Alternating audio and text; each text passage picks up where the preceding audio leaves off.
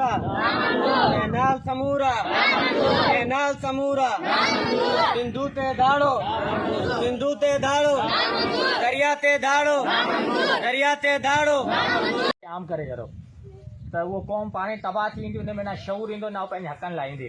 इन जे करे असां चऊं था पाण सभई हींअर गुलामी में आहियूं, तमामु वॾी गुलामी में। जो जेको ही पाणी पीअण जो खुटल आहे जो मेन इशू इहो आहे त असां जॾहिं बि महीने ॾेढ महीने खां पोइ असांजी गलेरी माइनर जो नंबर अचे थो इरिगेशन खां, हू असांखे पीअण लाइ बि पाणी नथा पुॼाइनि। हींअर बि 10 ॾींहं पहिरीं असांजी शाख जो नंबर हलियो त असांजे जेके 4 वाटर आहिनि मथे मुंड में उन्हनि खे इरिगेशन पाणी ॾिनो आहे। बाक़ी जेके 11 वाटर आहिनि उन 11 वाटरनि जूं तक़रीबन 25 ॻोठूं आहिनि जेके अॼु बि पीअण जे पाणी खां मुतासिर आहिनि।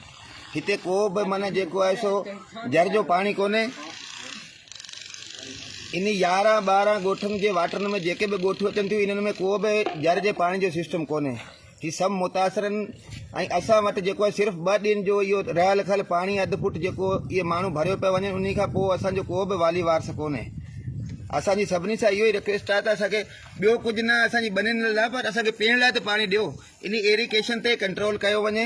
ही पंहिंजी मनपसंदि जेके माण्हू आहिनि 2-4 वाटर आहिनि मुंड जा उनखे पाणी ॾेई हफ़्तो इन्हनि पूरो करे बंदि करे छॾियो। उन खां पोइ बि आख़िरी ॾींहं ते असां सां इन्हनि वाइदो कयो तव्हांखे पीअण लाइ 12 कलाक पाणी ॾींदासीं।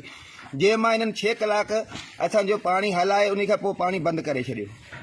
असांजो जेको बि मसइलो आहे पीअण जे पाणी जो हींअर वॾो असां वटि आधार हले पियो। ही महिरबानी करे जेके बि इरिगेशन जा ऑफिसर आहिनि उहे पंहिंजे कामोरनि ते कंट्रोल कनि ऐं असांखे पीअण लाइ जेको पाणी आहे मुहैया कयो वञे।